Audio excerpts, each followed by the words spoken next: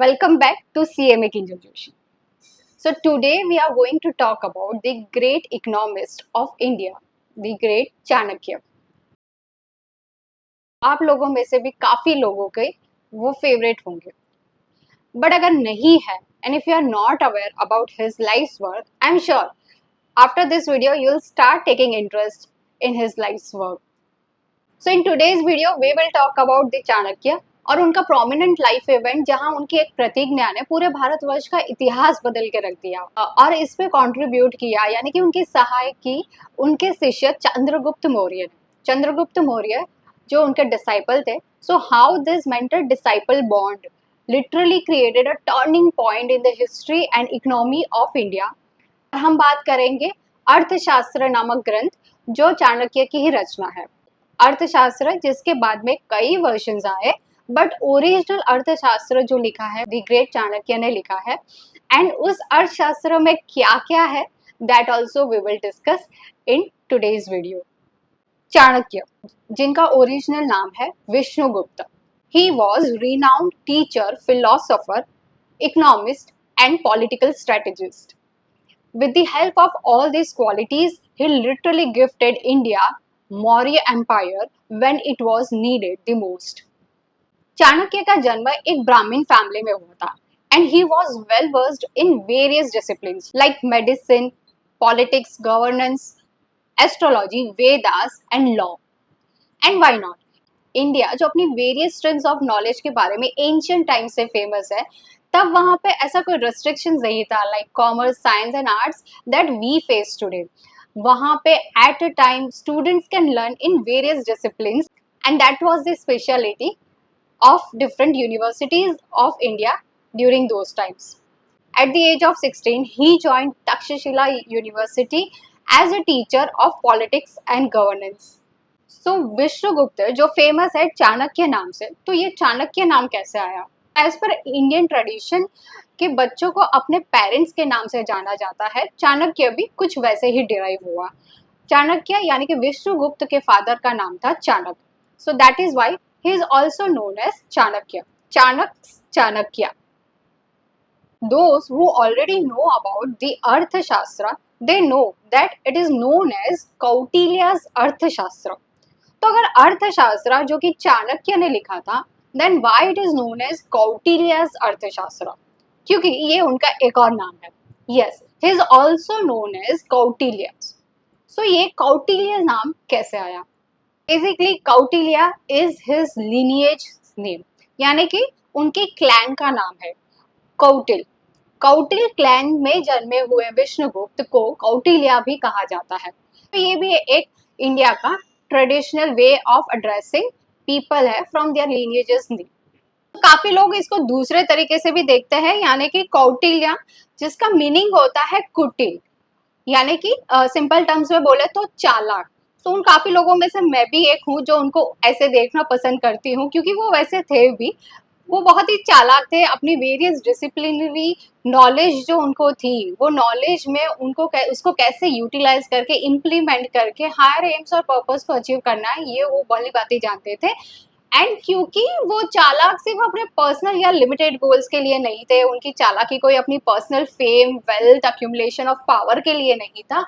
उन्होंने अपना एक विजनरी अप्रोच जो उनका था, जो एक हायर गोल सेट करना फॉर द ग्रेटर गुड और उसको अचीव करना और अपनी लाइफ को हायर पर्पस के लिए डेडिकेट करना, उनमें जो उनकी कुशलता थी वो बहुत ही ज़्यादा एग्जेम्पलरी रही. जैसे कि सूरज की तेजस्विता को फैलने से कोई नहीं रोक सकता, वैसे ही उनके जैसे विद्वान और विजनरी पर्सन को कोई रोक नहीं सकता था to set a higher goal and achieve those higher goals. अगर हम उनके विजन की बात करें तो उनका विजन था अखंड भारत. अखंड भारत यानी कि undivided India. Undivided India refers to the vision of a unified Indian subcontinent encompassing present-day India, Pakistan, Bangladesh, Afghanistan, Nepal, Bhutan, Sri Lanka, Myanmar, Tibet, and the Maldives. In the 3rd century BCE, during the Maurya Empire, Chanakya envisioned a unified subcontinent under a single administration. He believed that such unity was essential for the prosperity and security of the region. Chanakya जो एक बहुत ही बड़े विद्वान थे और ये भली भांति जानते थे कि एक राजा का कर्तव्य क्या होता है अपनी प्रजा के लिए, he approached King Dhanananda for the same. During an almsgiving ceremony at Pushpapura, Chanakya approached the king, proposing reforms to alleviate the burdens on the common people. However, धनानंदा जो बहुत ही ज्यादा फेमस थे अपनी एरोगेंस और डिस्डेन के लिए, चाणक्य का उन्होंने अपमान किया. He literally thrown him out of his assembly, further humiliating him. After this event, Chanakya ने प्रतिज्ञा ली कि वो तब तक अपनी शिखा नहीं बांधेंगे जब तक कि वो नंदा डायनेस्टी को खत्म नहीं कर देते और उसकी जगह पे एक ऐसे राजा को नहीं बिठाते जो उस साम्राज्य को डिजर्व करता है, और ना ही सिर्फ डिजर्व करता है बट भारतवर्ष के इस साम्राज्य को अखंड भारत बनाने की कैपेबिलिटी रखता है और भारतवर्ष को आगे ले जा सकता है. बस फिर क्या, अब शुरू हो गई चाणक्य की तलाश उस ऐसे इंसान के लिए जो ना कि सिर्फ उस साम्राज्य को संभाल सके बट अपने उस सपने को यानी कि अखंड भारत के सपने को पूरा कर सके. सो यहाँ से शुरू होती है कहानी उनके शिष्य चंद्रगुप्त मौर्य की. और उनकी तलाश तब खत्म हुई जब एक दिन कुछ बच्चों के झुंड में उन्होंने पाया एक ऐसा बच्चा जो अपनी लीडरशिप और अथॉरिटी को डिस्प्ले कर रहा था while playing game with his friends. Chanakya ने उस छोटे से बच्चे में वो पोटेंशियल और उनका वो सपना देखा जो उस बच्चे को भी नहीं पता था कि उसके भविष्य को किस मोड़ पे और किस अंजाम तक ले जा सकता है.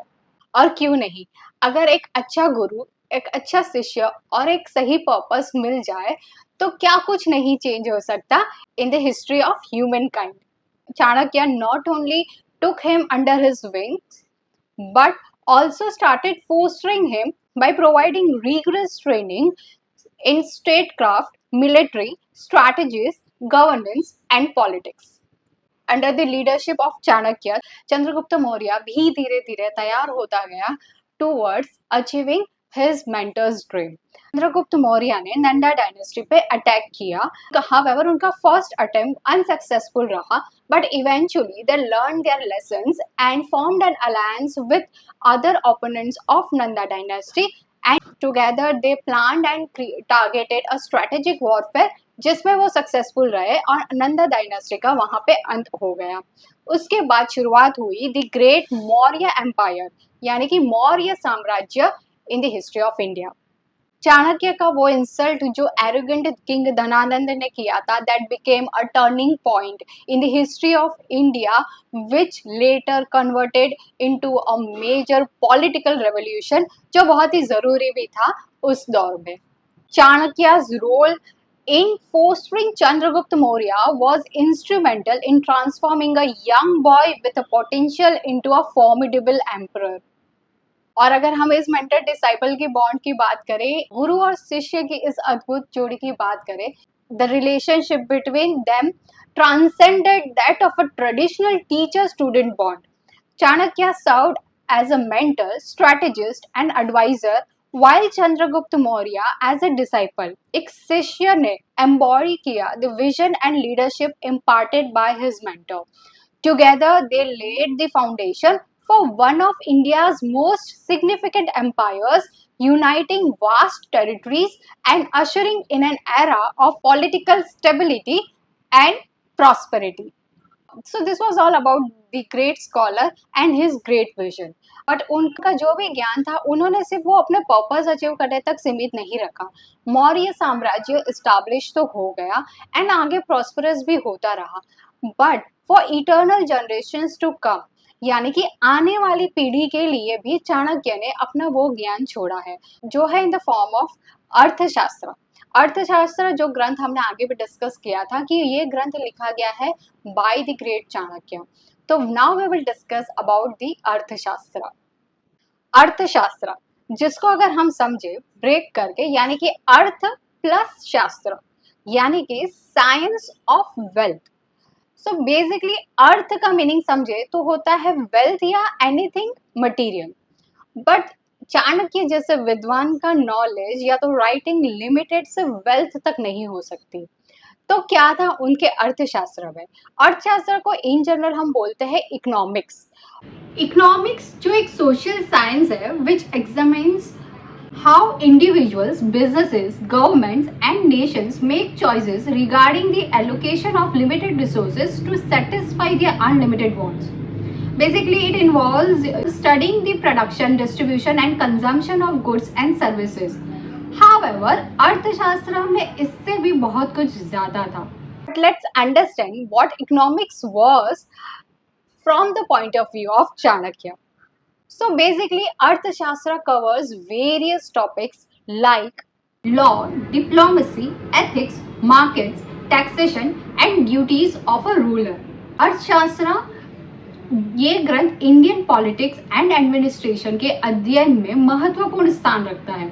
The Arthashastra is considered one of the earliest works to systematically analyze the principles of governance and administration, blending practical strategies with philosophical insights. अर्थशास्त्र को अगर हम ओवरऑल देखें तो ये 3 मेन टॉपिक्स में डिवाइडेड है. फर्स्ट इज तंत्र. तंत्र means science of polity. Tantra deals with the fundamental principles of governance, including the duties and responsibilities of a king, the establishment of a stable government, and the maintenance of law and order. Second is Avapa, that is economic policy. So now after administration, what is necessary is the economy of the country or the nation. So basically यहाँ पे Chanakya discusses the management of resources, taxation, trade, agriculture and commerce. His insights into economic policies reflects a deep understanding of market dynamics and state intervention during those times, जिसका आज भी उतना ही relevance है. Third is दंडनीति, माने law and punishment. So basically, these outlines the legal framework for the state, including the judicial system, criminal law, and penalties for various offences. Chanakya emphasizes the importance of just and fair legal system in maintaining social order. इन broad overview को अगर हम और detail में देखें तो चाणक्य ने हर एक उस पहलू पे गौर किया है जो बहुत ज़रूरी होता है कोई भी कंट्री की इकोनॉमी के लिए. यस, कोई भी नेशन की इकोनॉमी जो हम अभी पॉइंट्स डिस्कस करने वाले हैं उस पिलर पे खड़ी होती है. वो सारे पिलर्स की प्रैक्टिकल इंसाइट एंड स्ट्रैटेजीज को चाणक्य ने बहुत ही ब्यूटीफुली लिखा है अर्थशास्त्र में. कोई भी इकोनॉमी का फर्स्ट पिलर होता है state craft and administration. The Arthashastra outlines the structure of a state, emphasizing the importance of a strong central authority and a well-organized bureaucracy. It discusses the roles of ministers, officials, and kings' responsibilities in maintaining order and justice. So, king अभी के time में हम बोल सकते हैं, PM or president, whoever has got the ultimate authority. Kautilya also emphasizes that a ruler's primary duty is to ensure the welfare and happiness of the subjects. A wise king or a leader should prioritize the common good over personal desires and maintain a just and ethical administration. Second and most important, that is economic policies and wealth management. The Arthashastra provides detailed guidelines on economic management, including the collection of taxes, regulation of trade, and promotion of agriculture. Chanakya underscores the significance of a prosperous economy as the foundation of a strong state. He advocates for state control over key industries and resources while also promoting private enterprises and innovation. So can you imagine during those times that scholar had a vision that the healthy balance between privatization and government's control on industries. So the third is diplomacy and foreign policies. So basically Chanakya introduces the concept of Raj Mandalas in Arthashastra. So Raj Mandala's circle of king. It talks about categorizing neighboring countries into main 3 categories, that is allies, enemies and neutrals to navigate complex foreign relations. उतना ही नहीं, To navigate these foreign power dynamics, interest, or circumstances, he further talks about 6 diplomatic strategies: Sandhi, Vigraha, Asana, Yana, Samashraya, and Dvaidvaya. Something बोले तो forming alliances based on mutual interest and benefits to avoid conflict. Vigraha means hostility or war. In अर्थशास्त्र he clearly states that war उसी situation में करना चाहिए जहाँ पे self preservation की बात हो या तो expansion का purpose हो. खैर अभी तो expansion का इतना युग है नहीं, but yes there are still country who thinks that they can expand over others, by suppressing others. In that case जो भी सामने वाली country है, they in the interest of their self preservation can indulge in war. However, he also talks about कि before starting any war, country should be confident of their victory. यानी कि war शुरू करने से पहले आपको अपनी और सामने वाले पार्टी की खुद की दोनों की भी strength और weaknesses को पहले पता करना चाहिए, so that you can plan your strategies accordingly. Asana means neutrality.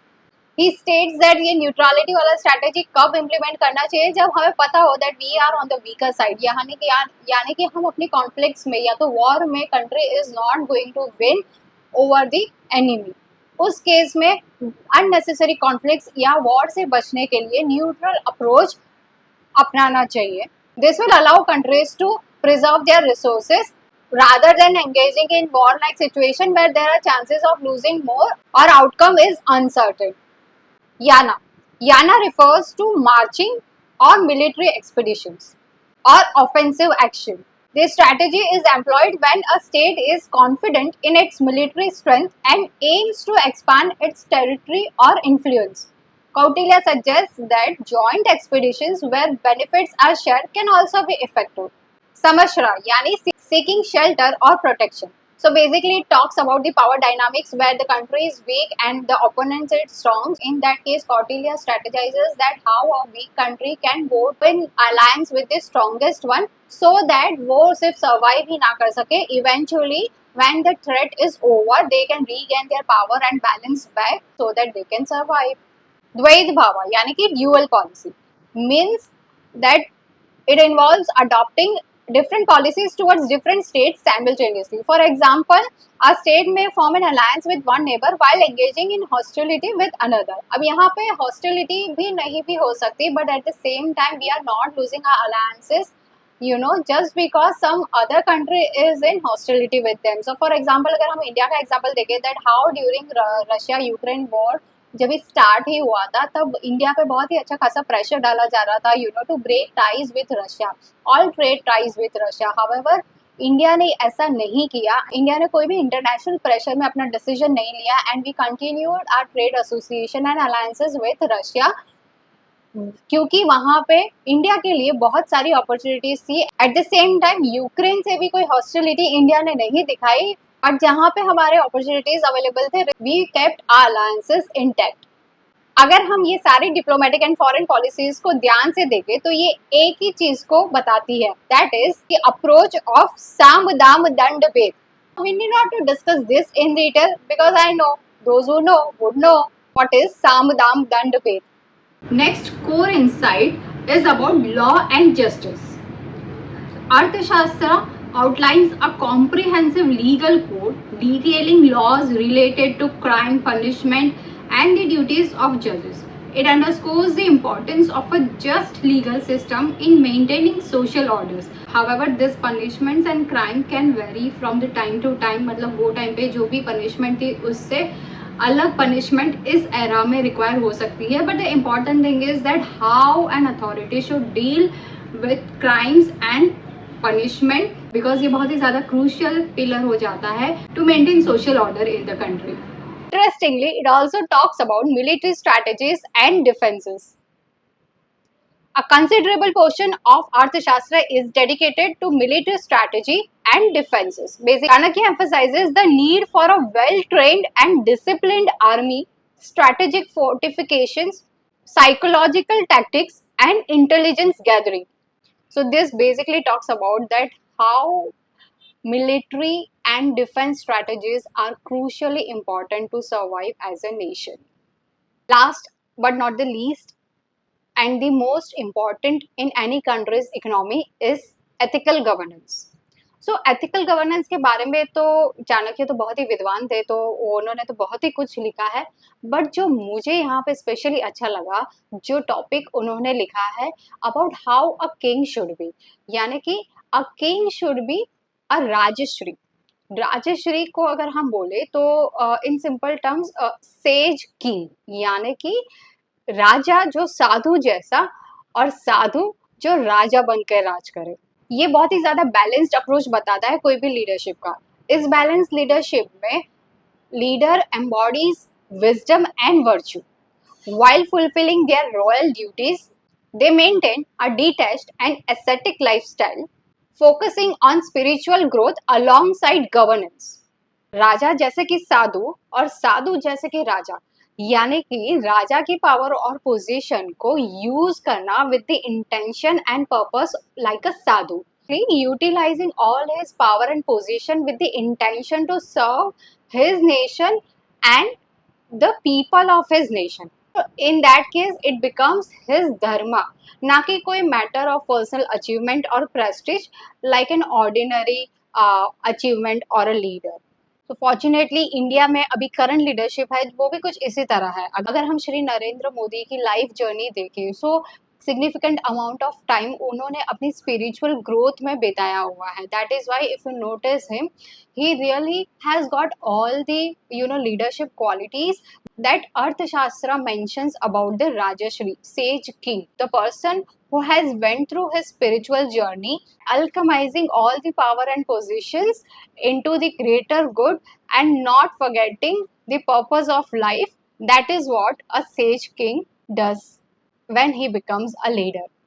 So this is how Vishnugupta became Chanakya and Kautilya, and how his evolution from a learned scholar to a formidable strategist and statesman is exemplary. His contributions have left an indelible mark on Indian history, and his teachings continue to be studied for their insights into governance, economics, and leadership. So until our next video, see you all. Do like, share, and subscribe. CMA Kinjal Joshi.